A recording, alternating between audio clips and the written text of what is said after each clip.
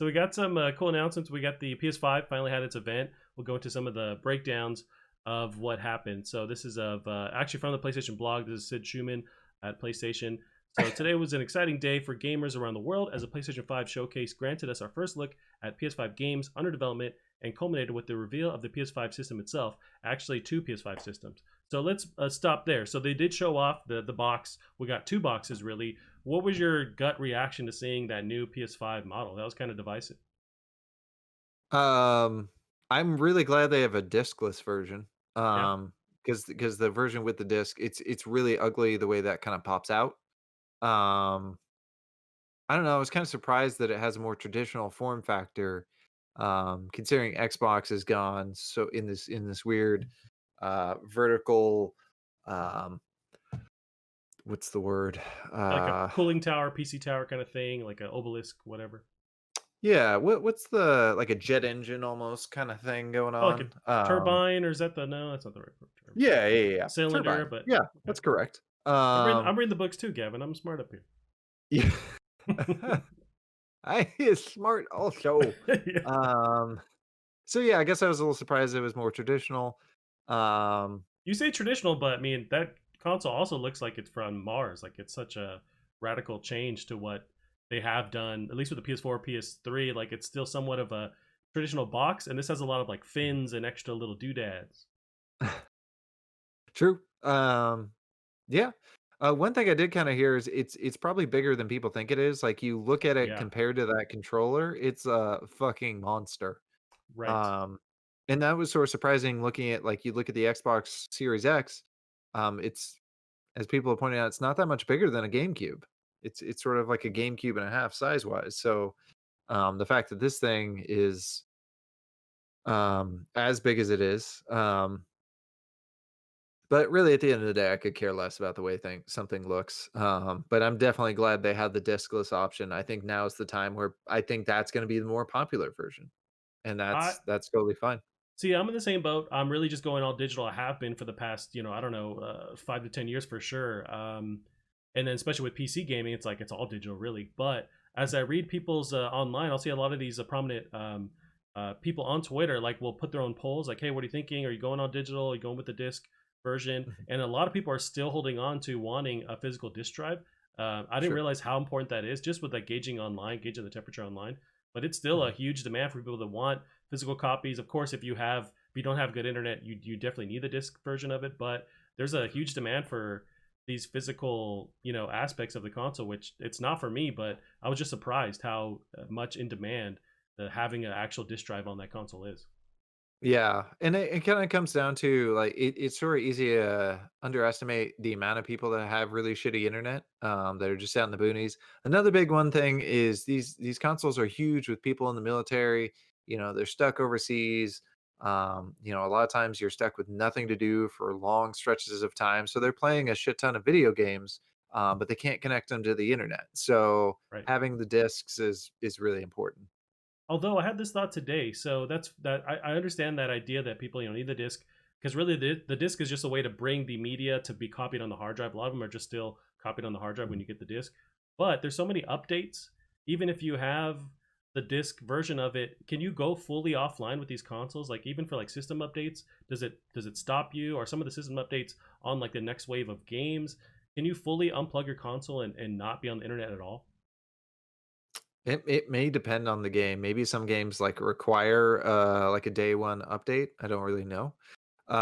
And that's Um a lot of games, though. I feel like there's some kind of bare minimum update. Granted, you can't go on Fortnite with it, with the always on games, like multiplayer. But like even a single player game, a lot of them ship with a day one mm, patch. So I wonder if it is actually possible. I'd like to see someone try it to just go fully offline. They never touch Wi-Fi or plug it in. It's just seeing if it's actually possible to go offline with these consoles. yeah. Yeah, I don't I think it I'm is, willing to but bet that it is on more games than we'd mm, probably think. But that's pretty hard to confirm and also just talking out my ass right now. right. So Yeah, and even people with shitty internet, it's enough to like download a patch, even though it's annoying and right. cumbersome. It's possible. It's just like if you're out and you've just got enough electricity and a TV and only the system, I don't know if you can do it, but I'd like to see somebody try it. Right, or if it's like a um, Really bringing the energy today, Gavin. I know, like Call of Duty where, those patches take hours to download even on good internet. Right. Um, the hell are you gonna do? Yeah, that's I mean that's the future. That's what we got to do now. But yeah, otherwise you're pretty. I don't know about positive, but like you're pretty just maybe think it's a fine new iteration with the choice of that design. Yeah, yeah, I think it's fine. The only thing I really wish from that whole press conference is, that we gotta see more games that look like they couldn't be done on current gen consoles, and we didn't really get much of that. Ratchet& and Clank, we kinda got that. I think that was Um the one that sticks out for me, and maybe that's also one we got to see a lot of gameplay of. But you see them like traveling through. It seems like they're just flipping through levels like instantly. There's that portal mechanic, and the characters Mhm. just jumping through to these other like fully realized worlds that are just ready to go. Maybe that was the only like really game that tested like the boundaries or the what's possible with PS5. I think you're right. Not a lot of the other games that showed that potential.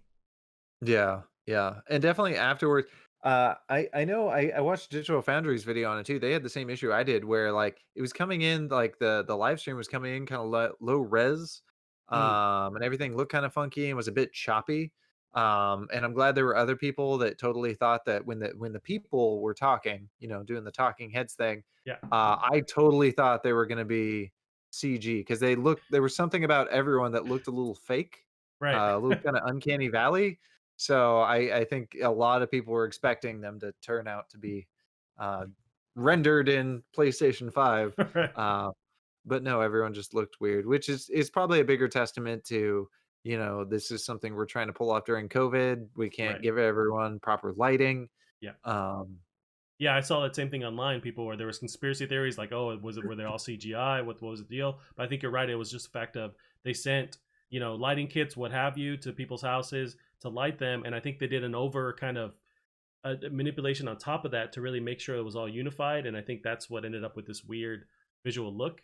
But how yeah. dope would it be to be like, and all this was done on PS5, and then they're able to like tear their skin off, and it's like a T1000 or something. That'd be awesome. Yeah. No, it would've been cool. Still would've been in Uncanny Valley. It's weird that it's sort of the reverse of Uncanny Valley in this case where, that comes from the aspect of humans are so used to looking at humans that just one thing being off and we know it's not real, whereas this is real people, but nobody trusts it. Right. What did you think of some So of the games? So they did show off Spider-Man, the next or like DLC kind of thing, which we ended up realizing. So it's Spider-Man Miles Morales. It's not quite a sequel, but it's finally getting Miles Morales in his own game. It seems like this 1.5 or like a standalone kind of thing. But what'd you think of that? that sounds good to me. Right? I think people like it. I still wish those games had an option to make it harder. Like I think we've talked about the fact that when you're web swinging and you go kind of low, it'll like pull you up Yeah. from hitting the road. And I really wish there was a bit more kind of skill in some of this and let me kind of mess up. But people really like that game, so just Well, more I of would that game. say And it go ahead. definitely was harder. The difficulty was in the combat, I found, because just managing, especially some of those like towards the end of the game, you unlock these like harder, enemy filled areas, and they're just bombarding you with people, and you really have to master your like dodging and rolling ability. So I think that's where the difficulty was. But you're right, that there was kind of like an automated mode when you're swinging. Maybe they could kind of mess with that aspect where it's more just intricate or difficult when you're swinging to jump around geometry and stuff. But I think their balance was they wanted people to just feel like Spider-Man when they're swinging, and because of that, you lose some of that technical ability of like physically maneuvering over stuff, and it just kind of the game runs for you that way. Yeah, yeah. I'll be curious to see if this sort of helps continue like the excitement for Miles Morales' character. Can we get after Spider Verse where everyone's super hyped up on him? Can we get an actual movie? Um, Oh, I think for sure they could.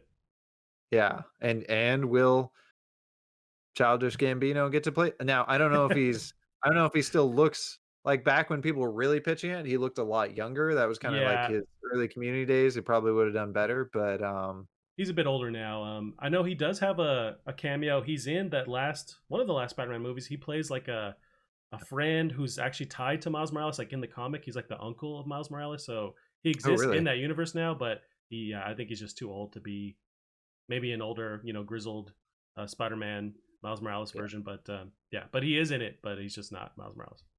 He Hmm. would have been perfect though, for sure. I thought I had heard him like voice Miles Morales in like a cartoon for it or something. I thought I heard It's that was a thing. possible. Yeah. But that was a good one. I think the gameplay for what is it, Ghost of Tokyo Ghost, whatever.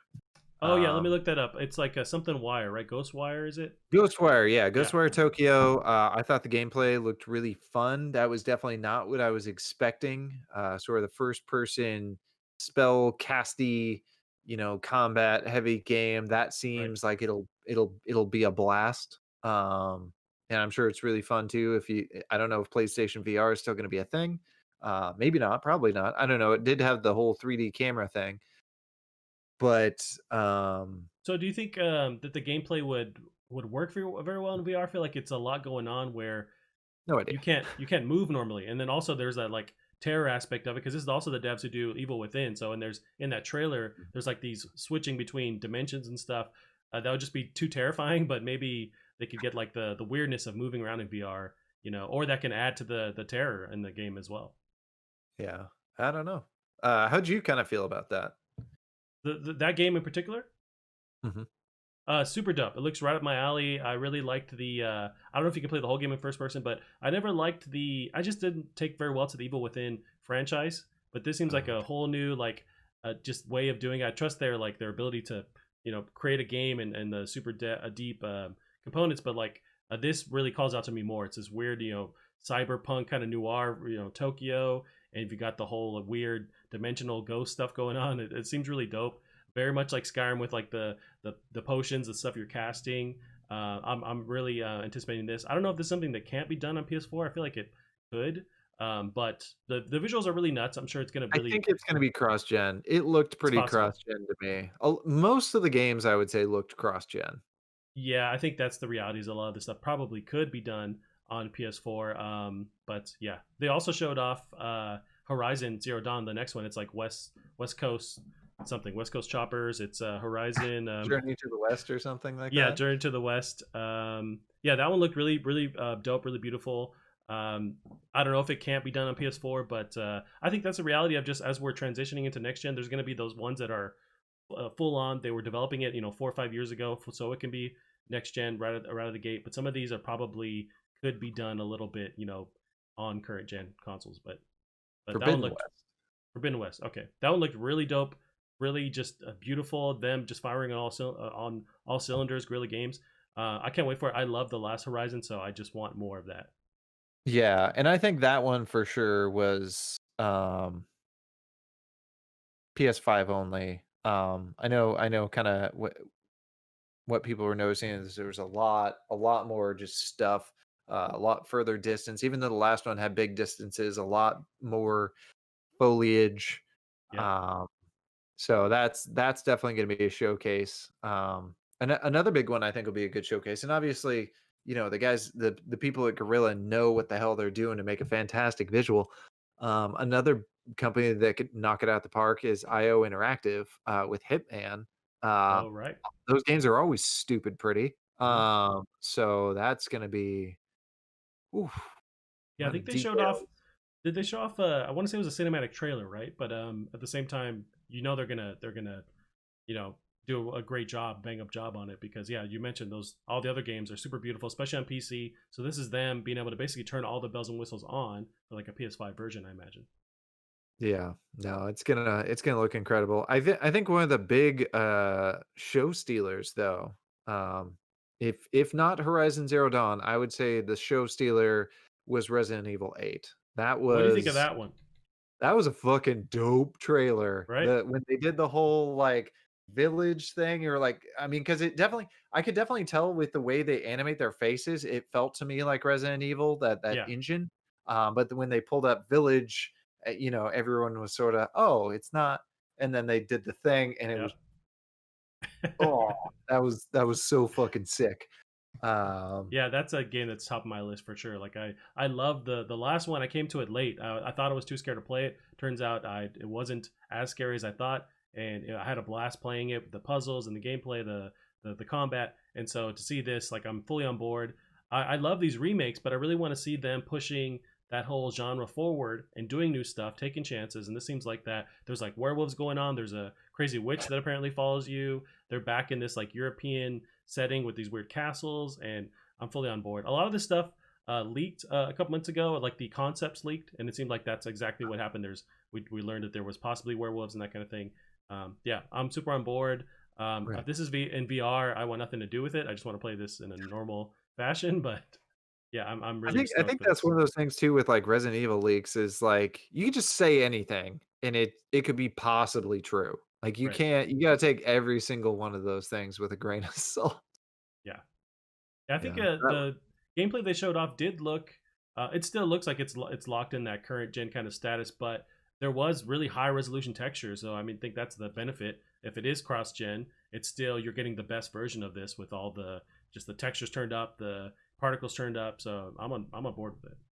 Yeah. I think one thing people kind of noted with that, definitely I think Digital Extremes mentioned is with the last Resident, and I totally like went on Twitch instantly and started watching old Resident Evil 7 footage. And God, it's just such a looker. Mhm. But they did mention, yeah, the textures are a bit higher in this. So it does look better. It could be next gen only. We don't really know. That might be kind of risky. Um, shit, that's a looker. So I think that was kind of my game of that was my big reveal of the show, I think. That being said, my favorite was still probably, Deathloop. I just can't wait, to know more about that game. I really Yeah, wish, we gotta see a developer walkthrough. I love Arcane. I need to play through I just need to go through all their games, I think is the thing.